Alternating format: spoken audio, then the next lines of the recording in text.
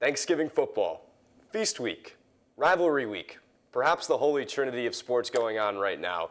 What a great time to be a sports fan. It's the Extra Point, and it starts right now.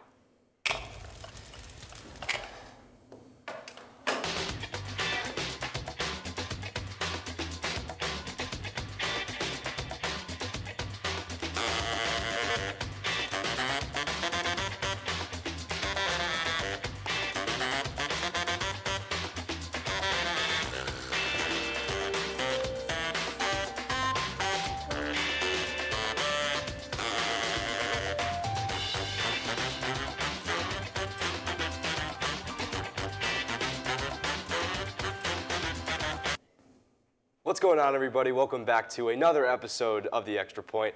I'm your host slash panelist today, Griffin Barfield, joined by two other panelists, Toby Corson to my left, Jordan York to my right. A little bit of a short show just with everything going on, Thanksgiving break coming up, some people being away. So I thank you guys coming on the show today. But, I mean, we had to have a show. Yeah. It's perhaps one of the greatest weeks in terms of what we talk about, and that's with college football. I mean, Thanksgiving football, we'll get to that a little bit. But perhaps the most chaotic week of college football, at least in my life, occurred last weekend. So many different games that were huge deciders. I mean, you're looking at Florida, Ole Miss, Bama, Oklahoma just boat racing Bama out of Norman, and then A&M losing to Auburn at midnight in a crazy game like that. So we're going to move into a fill-the-blank part of the show. We'll have three of these, and the first one is going to be the chaos in the college football area this past weekend helped blank the most. Well, this is a very poor drawing, but I drew the state of South Carolina as a whole, not the University of South Carolina, not Clemson University, the state as a whole, because you were coming down to probably a top 10 rivalry in college football, depending on who you ask. Could be top one, it could be some, many people don't know where South Carolina is. But you look at these two teams, you look at Clemson, 8-2 right now. They're on the cusp of a playoffs. They don't know what the ACC championship is going to look like. If Miami loses, they got a shot at that. But they were kind of sitting on the outside looking in. Same with South Carolina. They started 3-3. You don't see many teams start 3-3 and have a shot at the playoffs, but this 12-team format is great. The chaos of last weekend at SEC kind of jumped them up, and all of a sudden now they're in a play-in game for the college football playoffs in rivalry week when both teams were expected to be on the outside looking in. And so this weekend, a weekend of bye games, you expect this weekend to be kind of one of the more relaxed weekends of college football where it's like, all right, hey, tune up for your rivalry week. And all of a sudden, you turn this rivalry from a game about bragging rights where maybe they're hoping to reach the conference championship still, to all of a sudden, you win this and you got a shot to play for the national championship because you're going to be in the college football playoffs. I could not agree more. I am not an artist, though, so I just said very simple, Clemson and South Carolina. Because when you look at that game, when you see a 3-loss Carolina team through 6 games of the season, you're like, that team's out of the playoff. No 3-loss team is getting in because nobody thought there was going to be absolute anarchy in the SEC. Nobody thought Bama was going to have 3 losses this season. Nobody thought Georgia was going to have 2 and maybe be looking at a third, but then they go and beat Tennessee. Nobody thought A&M was going to have 3 losses before playing Texas. They could finish as an 8-4 team. Then you've got Texas, who, yes, they're sitting atop the conference, but now A&M, who just lost in the place Nick Saban said is haunted in Jordan-Hare Stadium, now they can go play spoiler for Texas and knock them completely out of the SEC championship. Last weekend was epic, but I think it's very simple because Carolina, their sole goal going into that game would have been to play spoiler. Now they're playing for a shot at what could be a national championship. I don't think they would get there. I think they'd be a one first-round exit. But just the fact that a Carolina team who was 3-3 can see the college football playoff, nuts. And Clemson, whose only road was for Miami to lose to Syracuse unless absolute chaos unfolded. The chaos that they needed unfolded. It was great. And I expect even more this weekend, whether it be Vanderbilt beating Tennessee, whether it be Georgia Tech beating Georgia and knocking them out. There's a whole host of things that could happen. But I think the state of South Carolina, as we've both covered, benefited greatly from this weekend. I'm going to take a little bit of a whole. I did have South Carolina on my board, but I'm going to go Georgia. This was a team that didn't play last week, and here they are in the driver's seat of the SEC championship now. You could have said Tennessee, too, because Tennessee did have a bye week as well. They do need, I believe, a Georgia loss, or I think there's a little bit too more of the logistic aspects of it. But I'm going to go with Georgia. I mean, looking at the SEC standings, they're now second. I think that will stay that way unless A&M beats Texas. I don't think that happens, but we'll get to that in a little bit. But I'm going to go Georgia. I think that they're in the driver's seat. If they win the SEC, you have a bye, and you're bringing that top of the dominance back. But, I mean, look at South Carolina. I mean, they are the best 3-loss SEC team, in my opinion. They don't have a bad loss at all. No, they don't. And I think Georgia last week, I think, was both a blessing and a curse. A blessing because all those losses basically meant they would have had a home field game in the first round, something they would have loved. Instead, A&M losing, I think, actually puts them in more trouble because now they're guaranteed a spot in the SEC championship. If they lose that game, Georgia might drop out. So I feel like when you look at that from that side of things, Georgia was praying A&M would win so that they didn't have to worry about it because they beat Georgia Tech. They've got a home game at Sanford Stadium, round 1 of the college football playoff, maybe the first game of the new 12-team format. But now they have to win the SEC or they're not in. That's what I don't know. I don't know if they necessarily drop out. I think when you're looking at arguably the best conference in college football, or at least the most chaotic in the SEC, if you lose the SEC championship to get to 3 losses, I don't think you should be knocked out. I would not put South Carolina in over Georgia. If Georgia loses that SEC championship, I don't think you can do that. But yeah, then you're looking at, hey, all of a sudden a home game to now I got to go on the road and go play in Beaver Stadium or Indiana. I mean, that's probably a generous game for them that you'd want to, if there's a road game you want to go to. But still, hey, all of a sudden I have to go travel and then I have to come back and get ready for another game if I win that, instead of being like, hey, we can relax at home. Yeah, I think you're going to start seeing, you're never going to see a team lose on purpose, but you're going to start seeing conference championship games hurt teams in the future.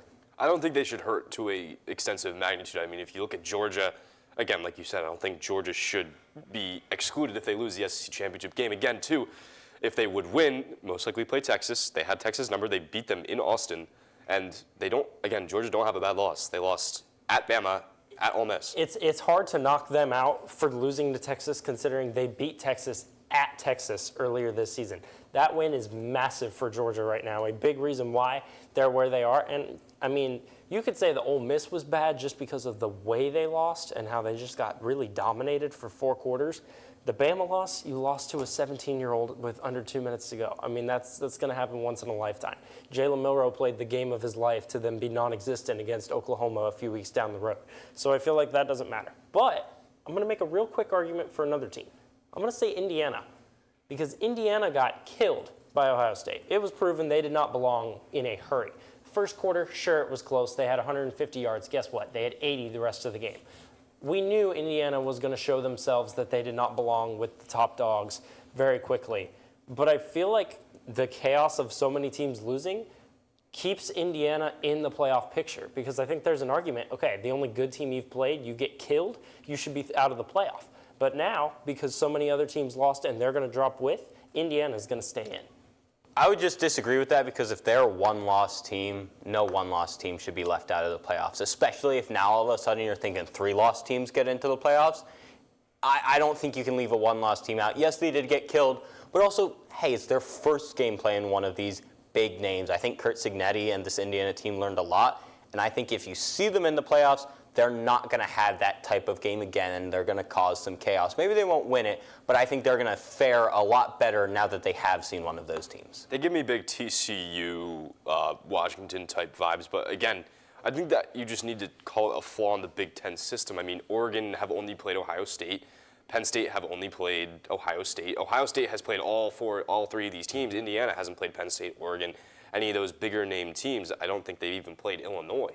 So again, I think you have to build that schedule a little bit better, even if that is out-of-conference opponents. Well, I saw this post on, it was either Instagram or Twitter or X or something like that, and it was, the Big Ten is as top-heavy as the SEC is deep. And I think that is the perfect way to describe it, because the SEC is an absolute gauntlet, but you look at the 3 teams atop the Big Ten, and those are among the best in the country. Oregon's number 1. Ohio State will stay number 2. I don't think they jump Oregon solely because Oregon beat Ohio State earlier this year. But we're going to see that matchup again, which is going to be great. But I just don't think that you can put the respect for the Big Ten anywhere near the SEC because you've got 4 good teams in the Big Ten and you've got 10 in the SEC. I agree. I truly agree. I mean, we'll pivot a little bit. I'll go past the NFL point first. Just really fast, I know we're talking about Alabama. It was a very embarrassing loss. I mean, they didn't look like they were in it at any point in that game. I mean, so credit to Brent Venables for having Alabama's number for all of his career. But Alabama, it's either will or will not be in the college football playoff this year. What do you guys think? So I'm just going to pose a scenario. Clemson beats South Carolina. South Carolina is a 4-loss team. They're out of it. Correct. Then you have Alabama, and you have another team now. Alabama has a bad loss to Oklahoma, an all right loss to Tennessee, and Vanderbilt's a big upset when they were the number 1 team in the country, but it was a 5-point loss, and Vanderbilt kind of proved themselves to be a pretty solid team this year. So I'm not going to say that's a terrible loss right now. Right. Then you have this other team. They have a loss to Miami that was bad, 22 points. You have a loss to SMU by 1 point, and a loss to Georgia Tech by 10 points. Who gets in? I know who the other team you just said it was. Who gets in that scenario? I think in that scenario, if you're Because you each have one really bad loss, so I'm going to cancel those out. And then you're looking at Tennessee to 7 and Vanderbilt by 5, or SMU by 1 and Georgia Tech to 10. They're very similar schedules. Bama gets in because Duke will not get the respect that Bama gets. That is going to be solely because of previous college football history. If you compare the resumes, you just as we. But it won't even be a conversation. Is the crazy part. Right? It won't, because when they're going to say that Alabama's roster has Jalen Milroe, who at times was a Heisman candidate, at times has looked like a high school kid, but every guy has their moments. You've got Ryan Williams, one of the most electrifying players in college football. They've got Kalen DeBoer, a proven coach who's had arguably the worst year of his career with only 3 losses. Kind of insane to say that. And then you've got Duke, who is just not going to get respect, no matter what they do, unless they beat everybody, which they're not going to do. So that's where the argument of SEC bias comes into play. It's because the teams like the Dukes of the world, like the Arizona States, if they weren't going to be the Big 12 champions, which I think they are, but if they weren't going to be the Big 12 champions, that's where teams like that get disrespected, because the argument is SEC runs an absolute gauntlet and nobody else has to. That's why I said will not. Yeah, I don't have them making it either. But again, you just have way too many factors going in there. If Georgia Tech does beat Georgia, I think that you then have to kind of implement this whole scenario. And again, the SEC bias I think is huge. I mean, how many national champions have came from the SEC in the last 10 years? I mean, if you're looking at LSU, you're looking at Georgia, you're looking at Alabama. Am I forgetting any? Not national champions. No, not national champions. No, Auburn. That 1 year. Oh yeah, Auburn 15 years ago. Okay, that's fair. They did make it with James. I was like, the one time they were good. Okay, yeah. So I'm glad you will not as well. You don't think Alabama will be a playoff team? I think there's enough chaos that unfolds. I think somehow they do. I feel like it's just set up perfectly. Vanderbilt beats Tennessee. Georgia Tech beats Georgia. There's some crazy thing that's going to happen this weekend, because every time we've been like, oh, this weekend's chill. Nothing's going to happen. Chaos ensues. Like we said last week, it's a bye week. Everybody's tuning up for the big games. And absolute chaos ensued, almost as bad as the week where 5 top 10 teams lost on the road. So I feel like there's a crazy scenario, and I don't know what it is, but Bama's going to find their way in the CFP. I don't think they're going to find their way in this year. However, let me pose just one quick question. Saban. If South Carolina, well, that's a different story. Okay. If South Carolina beats Clemson, and Alabama, who's Alabama play? Auburn. Alabama plays I don't think Auburn already had their win. They're not going to upset them in the Iron Bowl. No. If South Carolina wins and Auburn wins this weekend, who gets in? Or not South Carolina. If South Carolina and Alabama win, who gets in? Alabama. Head-to-head. I think it should be South Carolina head-to-head, because it was in Tuscaloosa too. It was a 2-point game, correct? Yep. It was. South Carolina haven't lost to anyone. And you have to take trends into account. South Carolina hasn't lost in 6 games. No? They'll be on a 6-game win streak with good wins over Clemson, Texas A&M, and Missouri. 3 ranked teams. The only thing I don't know and I think a lot of this will be revealed when the new CFP rankings drop, is how much do they respect big wins versus how much do they respect bad loss? Like, how much do they punish for bad losses? How far will Indiana drop? How far will Ole Miss drop? How far will Alabama drop? Because if they don't drop as far as a lot of people think they should, then I think there's a very easy road for Bama to get in. Like, I see a scenario, and it's stupid, but I could see them somehow ranking Bama above Clemson. I could see Like, the committee just is very weird, and there's a reason that everybody in the country basically hates them for what they decide, because a lot of it doesn't make sense. And yes, they have the written criteria, but then you see the decisions that they make, and it's like, really? So this is your criteria, yet you pick that? Like, South Carolina is ranked behind LSU, but ahead of LSU, even though LSU beat South Carolina, like when we had that debate a couple weeks ago. So I feel like there's so many things we just don't know. The committee I feel like they're just like, you know what, let's pick 12 random names this week. We're just going to throw them in there and see how the country reacts. I do think that's big to mention. We don't know much. We do have the AP poll, but that doesn't generate enough weight compared to how the playoff rankings, because especially with Boise State, they kind of put them up a little bit more than they generally do. Right. But we'll do a little quick pivot. We'll go to the NFL. I mean, there were a lot of different kind of scenarios. I know the Panthers put the Chiefs to the wire. The Eagles just looked incredible with Saquon Barkley and just how they were able to just dominate the Ravens. A lot of pretenders were shown, a lot of contenders were shown. So the blank are the best team in the NFL. Who is it? The Bills. You have your MVP quarterback. You have a really strong rushing attack. The defense has some work to do, don't get me wrong. They're average not at best, they're average. That's all they are. But you can be an average defense when you have a stellar offense. And that pickup of Amari Cooper has transformed this offense to give Josh Allen that one more target, that one more guy to get open. And they are by far the best offense in football right now. Nobody has stopped them. And the only other team that I would look at for this answer is the Lions.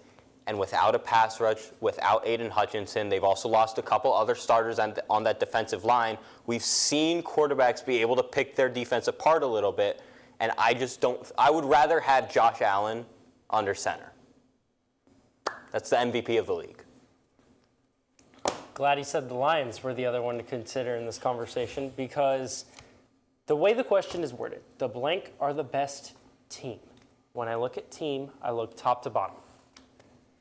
Quarterback, playing great. He is not the best quarterback, but he is playing great. The best player in the NFL is Saquon Barkley. The best quarterback in the NFL, I would say, is Josh Allen. However, when you look at solid quarterback, best rushing duo in football, no doubt about that, between Gibbs and Montgomery. You've got a pretty elite wide receiver core, especially now that Jameson Williams is back from suspension. When you have Amon-Ra St. Brown, Jameson Williams, Sam Laporta at tight end, who he's kind of had a down year, and he's still making an impact. Wait for him to get back into full form. And then their defense. They lose Aiden Hutchinson, and somehow they look better. Like, the first game after they lost Aiden Hutchinson, they went and played unbeaten Minnesota and looked insane defensively. Brian Branch is an elite defender. Terrion Arnold is making a case for Rookie of the Year from a linebacker position. And then there's the coach. And when you've been there, when a team is at its lowest, which Dan Campbell was, when the Lions were 0-16, and you're there and the one leading them to success, the team fights for that because they feel the passion that Dan Campbell has. There is a culture that's been established in Detroit that no team is close to matching. And I feel like Detroit came close last year when everybody thought it was this year, when it was their year. I think San Francisco is now out of the way, so there's nobody standing in their way of a Super Bowl. And I think if they got to win one game, I like the Lions. This is about to be like throwing a match into a Please flip around the Eagles. A gallon of Please gasoline. flip around. I like the how you Eagles. brought up the greatest running back in the NFL. Yes. Yes. I was sold last night. I believe the Philadelphia Eagles are the best team in the NFL. You were talking about the defensive rookie of the year, Quinion Mitchell, one of the best rookie defenders that I have ever seen. He's putting guys like Cooper Kupp. There was someone that he put on Terry McLaurin. He put Terry McLaurin on the island last week. I mean, if you look at their secondary, I mean, Cooper DeJean, Reed Blankenship. I mean, you got guys like Darius Slay. They're just a really young, hungry team with guys like Jalen Carter. N'Kobe Dean. I was trying to just remember names that I've seen. And then if you look on the offensive side, I mean, they have so many different ways to attack you. I mean, what's your point? I don't mean to interrupt you. I agree with everything you've said. However, what is the most important position on a football field? Quarterback. Which one of these teams had a quarterback whose college career is going the same, or his NFL career is going the same as his college career? Starts off as a great quarterback, an MVP candidate for a couple seasons, and has slowly teetered off into kind of average play. Yeah, that's Jalen Hurts. And couldn't even stay in the game to win a national championship. How is he going to win a Super Bowl? I mean, that's now. Okay, I was gonna bring up the Super Bowl line. Jalen Hurts is the only one that has gone to a Super Bowl. Jared Goff, but Jalen Hurts has been the only one that's gone to a Super Bowl with his team. He didn't have a running back. He kind of led that offense by himself, and everyone has kind of been hurt. Devontae Smith has been banged up. A.J. Brown is back, and you've seen that. Dallas Goedert, you've seen that. I mean, just with the variety of running backs that they use out of the flat. I mean, obviously with Saquon, Kenneth Gainwell, I've seen him get the ball as well. But, I mean, again, I just think you see more with Jalen Hurts' legs. I think that's the way that the Eagles are going to win games this year. And then if you need to pass the ball, you have one of the greatest physical receivers in the NFL in A.J. Brown, one of the better slot receivers, a Heisman candidate, or a Heisman winner in Devontae Smith. And then you can even mix it up with guys like Jahan Dotson, Johnny Wilson. He's a 6'7" receiver. I mean, he'll win any jump ball against any typical cornerback. I don't know. Something tells me that the Eagles will not win the Super Bowl, but after last night, they look like the best team in the NFL to me. But I can agree with that. All these answers. Based on the question, the blank are the best team in the NFL. That is right now, because we don't know what's coming. I like, though, how none of us said the team with the best record being the Chiefs. Well, because they snuck by the Cincinnati, or they snuck by the Carolina Panthers. Right. Schematically, they snuck by every game. Schematically, they are the best team in the NFL. They just know how to beat teams. If you just look at rosters, that's where these it comes three down. teams are the best on paper. Yes. But here's the argument for the Chiefs. Talk about the most important position on the field. Mahomes. Yeah. Guy wins. The guy wins. That's why you don't bet against him. That's why Andy Reid, maybe the second greatest coach of all time. But it's so hard to bet against the Chiefs, and I feel like because we're all doing it, we're going to be sitting here in February where the Chiefs are playing for another Super Bowl and be like, guys, what the heck are we doing? Why are we having to talk about this again? This guy doesn't lose. You see this annual Chiefs slump too in November. I know Christmas Day last year. I mean, that whole Raiders game. I mean, everybody, they stuck into the wild card. They play on Black Friday this year, I think. They do play in the. I'd be completely not shocked if they lose on Black Friday. I would not be completely shocked at all. No. I wouldn't be shocked at all if they lost to Los Angeles Chargers. I wouldn't be shocked if they lost to Denver. It's not shocking, really, if they lose to anybody. No. Because they've played all of their games close. But it's also not shocking when they beat anybody. Nope. That's the thing about Kansas City. You can expect it. Whatever they do, you can expect it. But you can expect them to lose games or be close with Carolina, and you can expect them to go to the Super Bowl. It's the weirdest paradox, but it is so true with Kansas City. Well, you look at all of these teams. The last team that won without elite quarterback play a Super Bowl. And this is ignoring the question because I get that right now I think these three teams are the correct answers for the best three teams in the NFL. But if you're looking at who's going to win the Super Bowl, you're right. It comes down to quarterback play. The last team to win a Super Bowl with a non-elite quarterback were the Eagles with Nick Foles. Besides that, you have Tom Brady, you have Matthew Stafford, you have Patrick Mahomes, and those are the three. That's crazy. Those are the three. Those are the three quarterbacks that have won Super Bowls since 2016. That is insane. There's genuinely a trend here. No, Russell Wilson. Oh, wait, no, that was before. That was before that.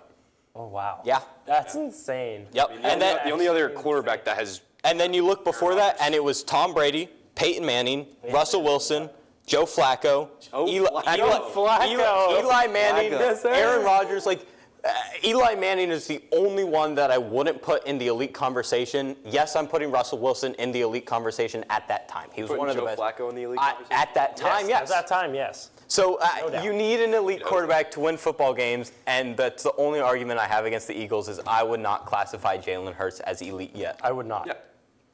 That's the thing, yeah. All right. I think that's a big thing. Well, let's move into probably the most anticipated college football pick'em of the year so far. Noon kick. AP poll has South Carolina at 16, going to Death Valley, number 12 Clemson. As of right now, Clemson is still in the college football playoff. I mean, without the Big 12, Arizona State, I believe, is at 13, 14, 15, one of those two teams. But we were talking about this beforehand. A lot of us were going to be pretty surprised with what we're going to pick. Clemson and South Carolina, winner most likely makes the college football playoff, enhances their resume. What happens? Well, let me tell you who's the big loser in this scenario before I give you my pick is College Game Day, because they announced that they were going to Texas A&M, which I had nothing wrong with until Texas A&M lost to Auburn. Because you take one team out of the playoff picture, it only has to do with Texas now, so there's only one team with playoff implications. This is the biggest game the Palmetto series has ever seen. It's a great time to brush up on some history. Real quick counter for that, though. The winner of A&M Texas goes to the SEC championship. It's A&M So is no longer the still SEC. in. A&M is. No, because A&M would be a two-loss conference team. I don't Texas think A&M would be two gets loss. into the conference championship. No, trust me. It's true. They do? It's true. If Which is the only A&M, reason I why. missed if that. A&M beats Texas, I take that back. and then Georgia. I take that back. Then they have the correct decision. Right.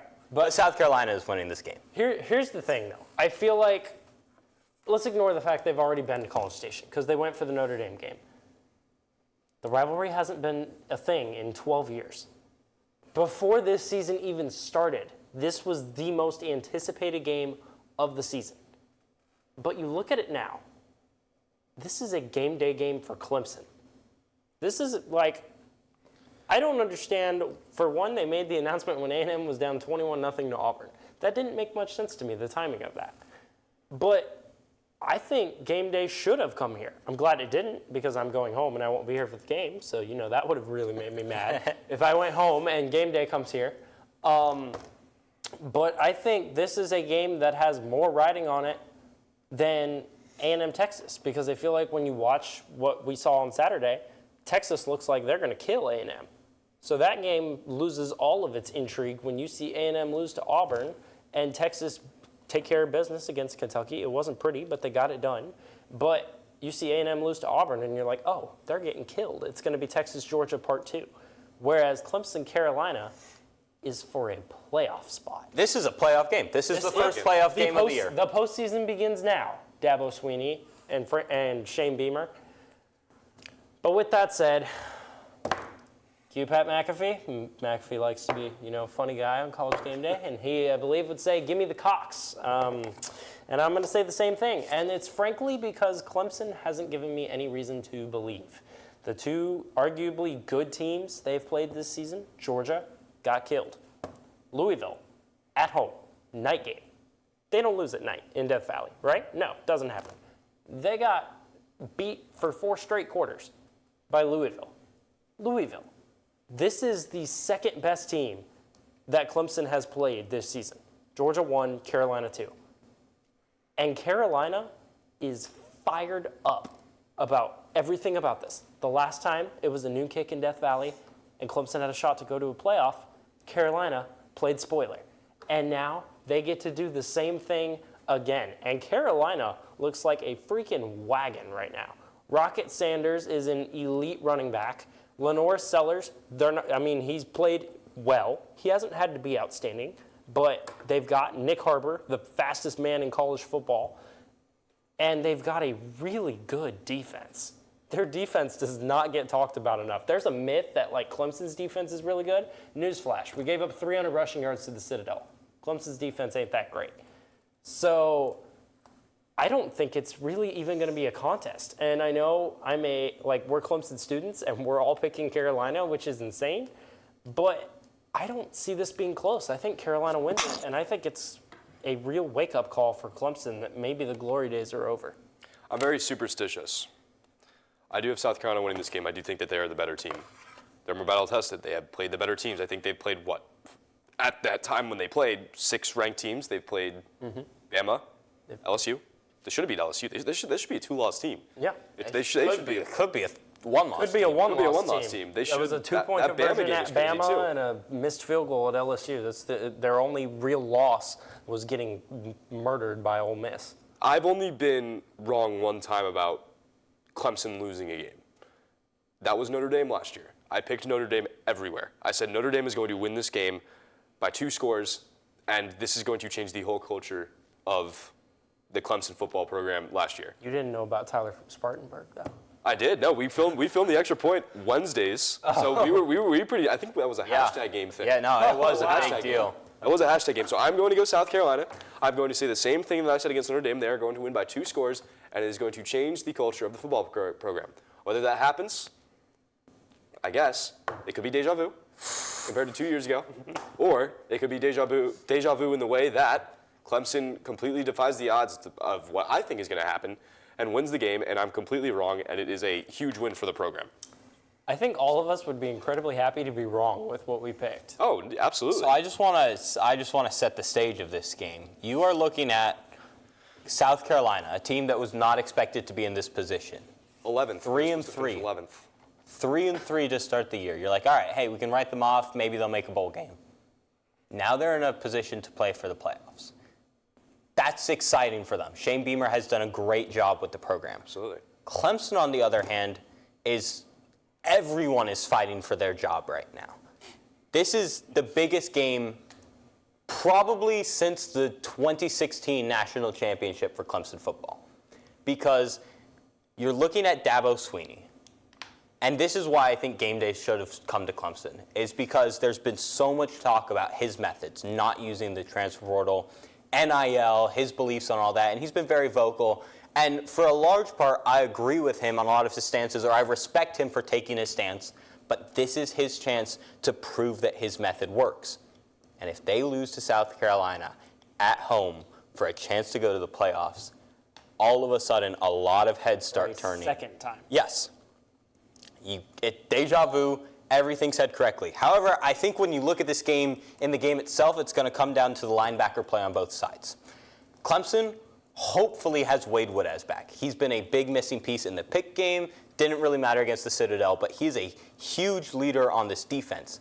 And if you get him back, then they can go to this 3 linebacker set that I believe they played against UVA, where they had the most talent on the field with Sammy Brown, Wade Woodaz, and Barrett Carter, and it really helped them stop the run. Because if you're South Carolina and you've seen this Clemson team play for really the entire year, I do not drop Lenoris Sellers back in the first half. I run the ball every single play because Clemson has not proven that they can stop the run.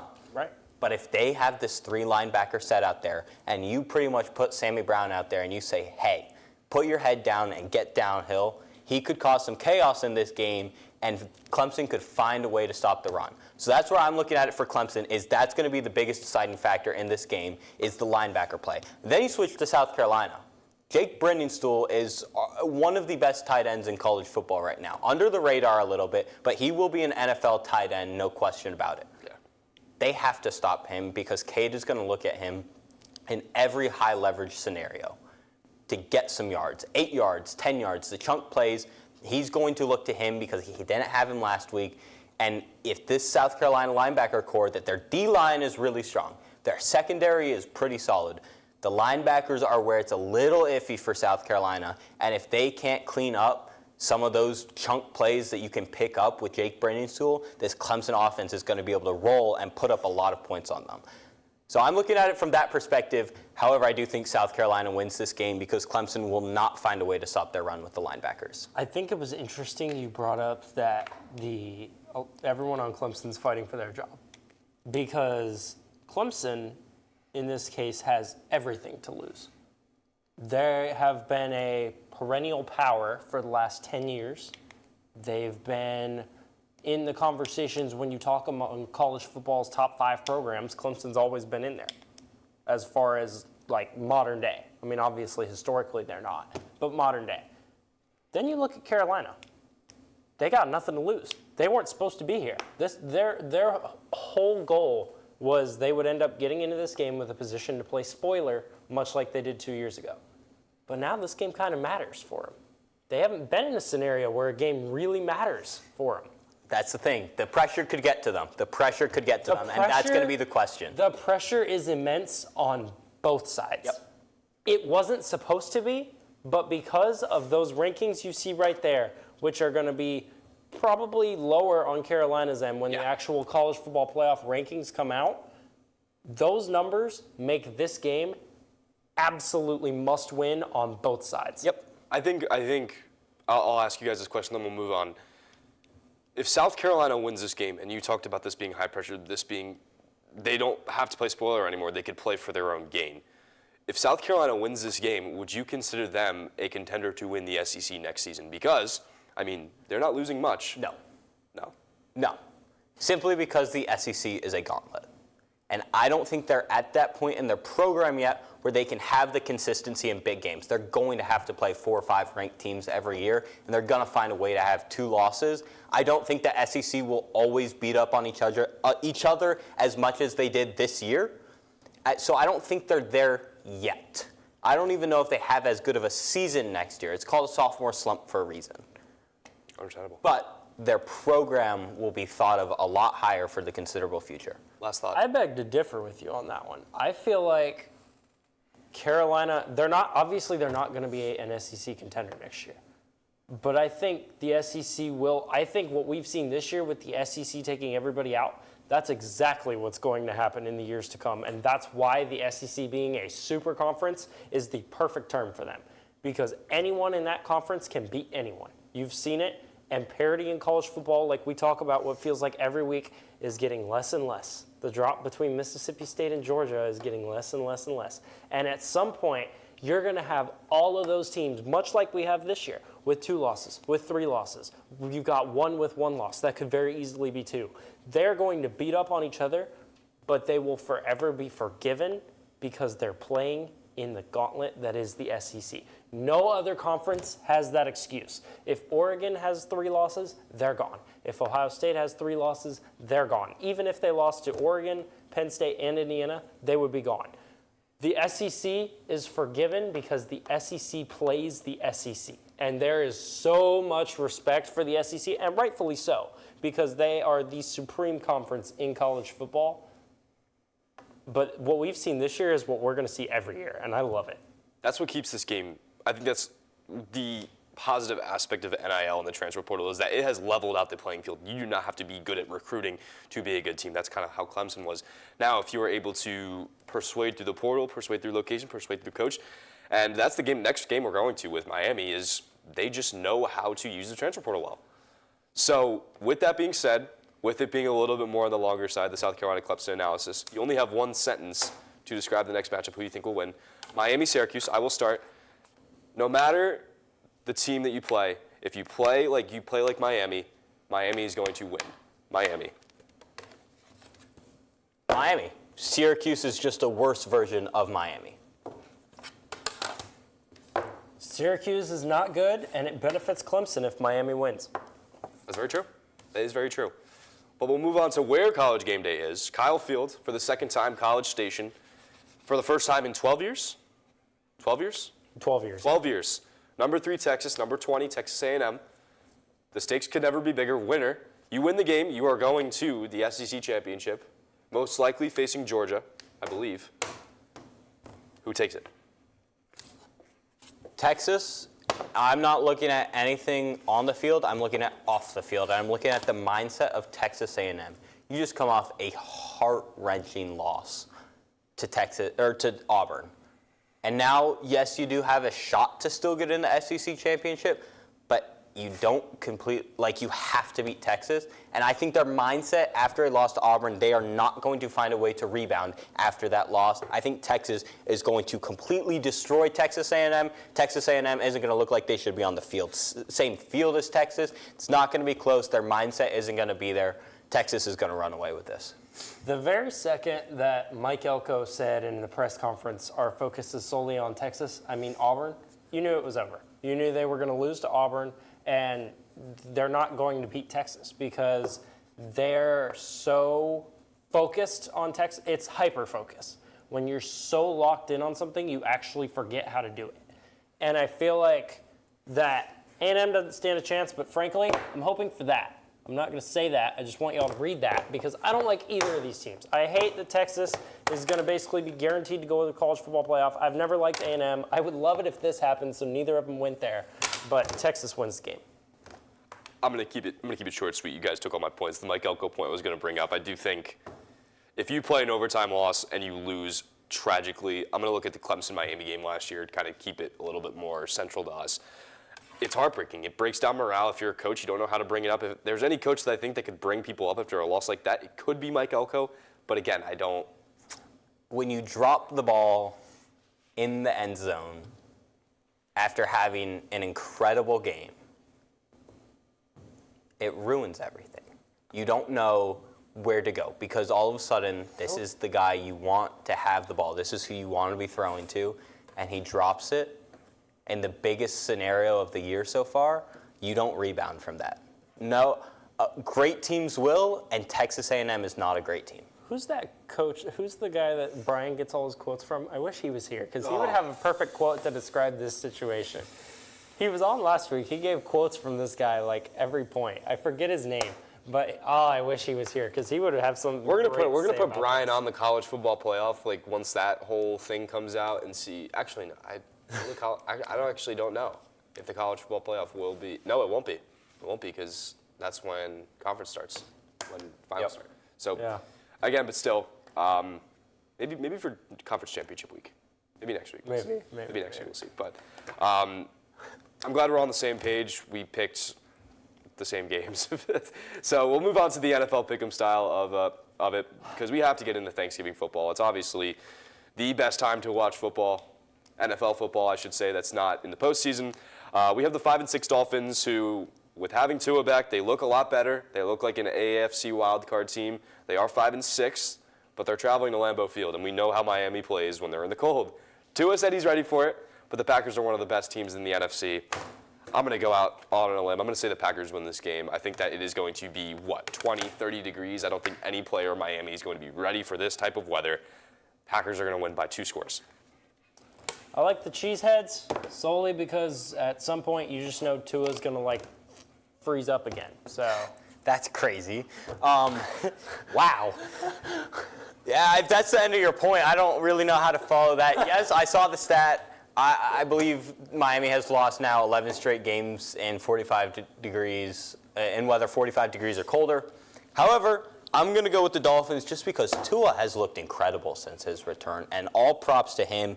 He's had the highest passer rating, 116.2 out of all quarterbacks since his return. Miami has scored on 14 out of 19, or scored a touchdown on 14 out of 19 red zone attempts since Tua has come back. They're just finding ways to get the ball in the end zone. The offense is clicking. Will it click on a cold night in Lambeau? It's got to click at some point. They got to win a game in the cold at some point. And I think the Packers, they're still not there yet. They're still going to have those games where not everything clicks for Jordan Love. It's not perfect. I think this is going to be one of those games. I think Tua is going to find a way to pick up his first win in the cold, cold weather. I have the Dolphins winning it. I think that'd be incredible for Thanksgiving, though, and just to kind of defy a narrative like that. If you're Miami and you eventually sneak into the AFC East, or not the AFC East, but the AFC wild card, you end up playing a team like Baltimore, most likely Kansas City, most likely Buffalo, and then you're coming back to this game. You're coming back to this Thanksgiving game where Tua Tagovailoa was able to kind of brave the cold and win. So I think that could. He almost did it. He's almost done it before. Miami should just He's knocked on the door. Miami should just be thankful Tua's still alive. That's really what they should be thankful for. I think that the way that he's been able to play after a concussion like that, it's you got to give him. He's playing with no fear. You wouldn't have any idea that he was injured. You have no idea. He was basically like the entire world was like, "Dude, retire," and he's like, "No," and you wouldn't know. He's played amazing. Yeah. It's just he loves football to the death of him. He's a football guy. Right. He is a football guy, but to his own detriment. And at some point, because once it happens once, and then it happens a second time, and then it happens a third time, that fourth one is even closer to happening because it takes even less of an impact for it to happen. So the first time he puts his head down, Well, he put his head down. He put his head down the other day to make a tackle, and everyone was like, dude, what are you doing? Right. It's not that deep. Right. So Miami is going to hold their breath every time Tua drops his head for the foreseeable future. But you know it's also not deep. He'll get applauded if he learns to slide. You know it's also not deep, this next game that we're about to talk about. Not deep at all. I mean, we don't have exact records because the Chargers and the Ravens are playing tonight. But we got the Los Angeles Chargers. They're traveling across the country to take on Atlanta, coming off of a bye, but also coming off of a bad loss. But the Chargers have looked good. The Chargers currently do have a wild card spot, but I mean, the Falcons are the Falcons. They're led by Kirk Cousins, coming off of a break could help. Chargers, Falcons. Who do you like? This is not deep. Chargers easily. Jim Harbaugh is actually a great coach. Put scandals or whatever aside at Michigan. He is a great coach. He's been in the NFL before. Let's not forget he was the 49ers coach before returning to college football with Michigan. So he's a great coach. He's led the Chargers very well in this young season. Justin Herbert is playing pretty well, about what we knew he would. He's not a top 5 quarterback, but he'd play above average. And they've got really great weapons. Lab McConkey has been outstanding in his rookie year. And I think the Bolts win it, and I don't think it's close. The Falcons are kind of a joke this year. They're just funny, man. Like, they'll win a big game, and then they'll lose. It's crazy because the division was in their hands the second Chris Godwin and Mike Evans went down. Slipped And right they out. proceeded to lose all those games. Like, it's unbelievable. It's so funny. However, oh my God, they have a man by the name of Kirk Chain. Oh my God. And if there's one man I want to win a game on Thanksgiving, it's going to be Kirk Chains. He'll find a way to get that turkey leg into his mouth. Give me the Falcons. This is like This is not a this is the Thanksgiving whole I want Iguodala thing. And He is not a Thanksgiving game. I thought we were talking Thanksgiving.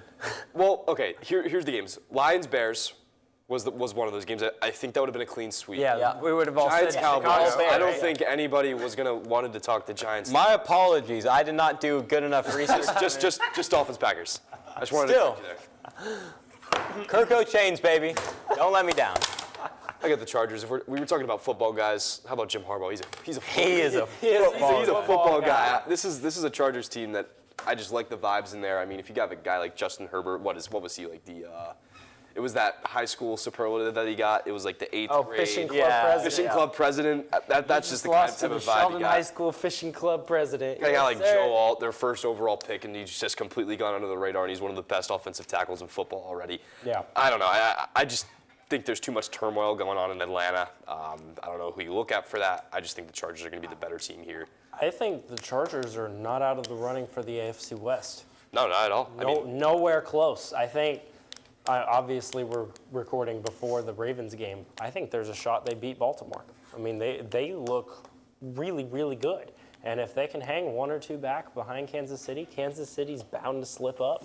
And that, like, week 16, 17, I don't know when they play matchup. It could be But exciting. Chiefs-Chargers could be for the division. Is that in SoFi? I think so. It could be. But SoFi is the worst home field advantage. Yeah, of it all. does I not. mean, It's you a look at the road Eagles. game. You just every don't time want they to. play. You just don't want to go to Arrowhead. Right.